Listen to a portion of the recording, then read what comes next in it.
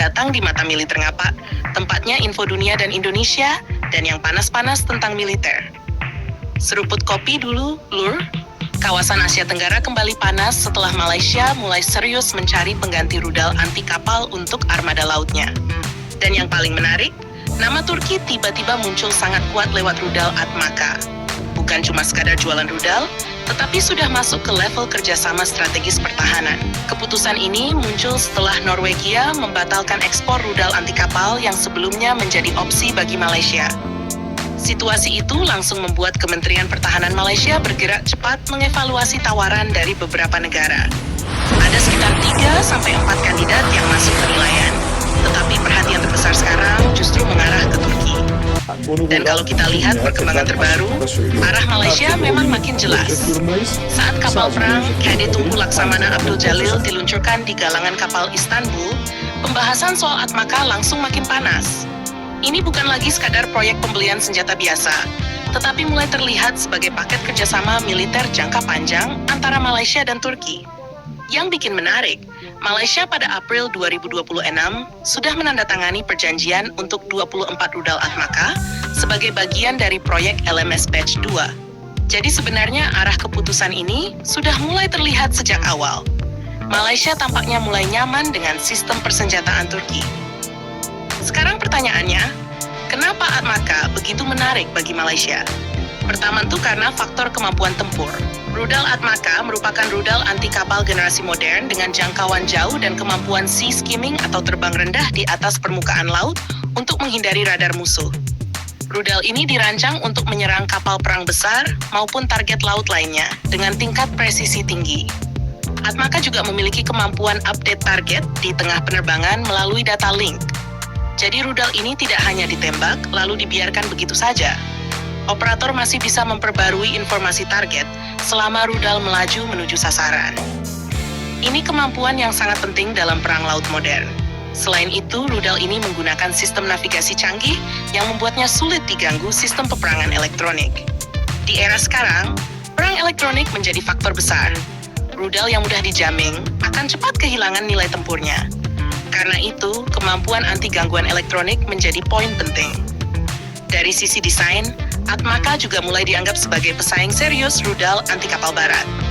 Banyak pengamat bahkan mulai menyebut Turki sedang membangun ekosistem persenjataan mandiri yang tidak lagi tergantung pada Amerika maupun Eropa. Nah, disinilah Malaysia melihat peluang besar. Malaysia sekarang tidak hanya fokus membeli barang jadi. Mereka mulai menekan adanya transfer teknologi dan keterlibatan industri lokal. Ini yang membuat Turki jauh lebih menarik dibanding beberapa negara barat. Turki terkenal lebih fleksibel dalam kerjasama industri pertahanan. Mereka mau membuka peluang produksi bersama, pelatihan teknisi, sampai kemungkinan integrasi industri lokal negara pembeli. Hal seperti ini sangat disukai Malaysia karena mereka ingin membangun kemampuan industri pertahanan sendiri. Jadi kalau sebelumnya hubungan pembeli dan penjual hanya sekadar transaksi dagang, sekarang Malaysia ingin naik kelas menjadi mitra industri pertahanan. Dan Turki tampaknya sangat siap masuk ke arah itu. Kita juga harus melihat bagaimana industri pertahanan Turki berkembang sangat cepat dalam beberapa tahun terakhir. Dari drone Bayraktar, kapal perang Milgem, tank Altay, sampai rudal Atmaca, semuanya menunjukkan Turki sedang membangun kekuatan militer mandiri yang mulai dilirik banyak negara. Bahkan sekarang produk pertahanan Turki mulai masuk ke Asia Tenggara secara serius. Malaysia tampaknya melihat Turki bukan hanya sebagai pemasok senjata, tetapi sebagai partner strategis jangka panjang. Ini juga berkaitan dengan situasi geopolitik dunia saat ini. Banyak negara mulai khawatir terlalu tergantung pada satu blok kekuatan tertentu. Ketika ada tekanan politik atau embargo, pengiriman senjata bisa terganggu. Kasus pembatalan ekspor rudal Norwegia menjadi contoh nyata bahwa politik internasional bisa langsung mempengaruhi kekuatan militer suatu negara. Karena itu, Malaysia sekarang mulai mencari mitra yang lebih fleksibel dan lebih terbuka terhadap kerjasama jangka panjang. Dan Turki masuk tepat di momentum itu. Kalau kita lihat lebih dalam lagi, kerjasama Malaysia dan Turki sebenarnya bukan hal baru. Sebelumnya, kedua negara sudah beberapa kali bekerja sama di sektor pertahanan. Tetapi sekarang, skalanya mulai meningkat. Apalagi proyek LMS Batch 2 menjadi salah satu program penting modernisasi Angkatan Laut Malaysia. Kapal-kapal baru ini nantinya akan menjadi tulang punggung operasi maritim Malaysia di kawasan. Artinya pemilihan rudal anti kapal bukan keputusan kecil, karena rudal inilah yang menentukan daya pukul utama kapal perang tersebut. Kalau Malaysia benar-benar memilih Atmaca secara penuh, maka ini akan menjadi kemenangan besar bagi industri pertahanan Turki di Asia Tenggara. Dan dampaknya bisa sangat luas. Negara-negara lain di kawasan kemungkinan mulai ikut memperhatikan produk Turki. Karena selama ini pasar Asia Tenggara lebih didominasi produk Barat, Rusia, Cina, atau Korea Selatan. Tetapi sekarang, Turki mulai masuk dengan pendekatan berbeda. Harga lebih kompetitif, transfer teknologi lebih terbuka, dan politik ekspor lebih fleksibel. Kombinasi ini cukup berbahaya bagi pesaing lainnya. Menariknya lagi, keputusan Malaysia ini juga bisa menjadi pelajaran penting bagi Indonesia.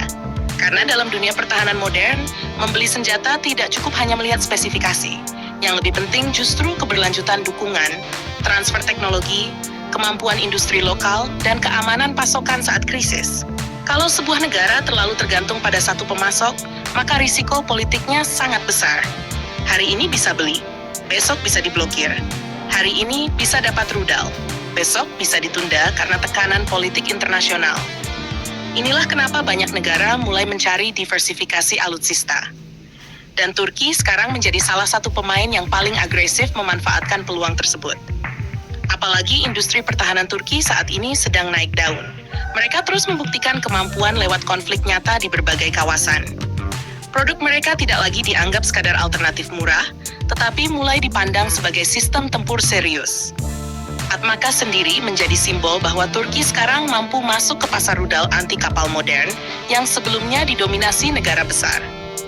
Dan kalau kerjasama Malaysia-Turki terus berkembang, bukan tidak mungkin ke depan akan muncul proyek bersama lain, mulai dari kapal perang, drone, radar, hingga sistem pertahanan udara. Artinya hubungan kedua negara bisa berubah menjadi aliansi industri pertahanan regional yang cukup kuat. Sekarang semua mata tertuju pada keputusan akhir Malaysia. Apakah benar Atmaca akan menjadi pilihan utama? Atau masih ada kejutan dari negara lain? Yang jelas, satu hal sudah terlihat. Turki berhasil mengubah Atmaca dari sekadar rudal menjadi alat diplomasi pertahanan yang sangat efektif.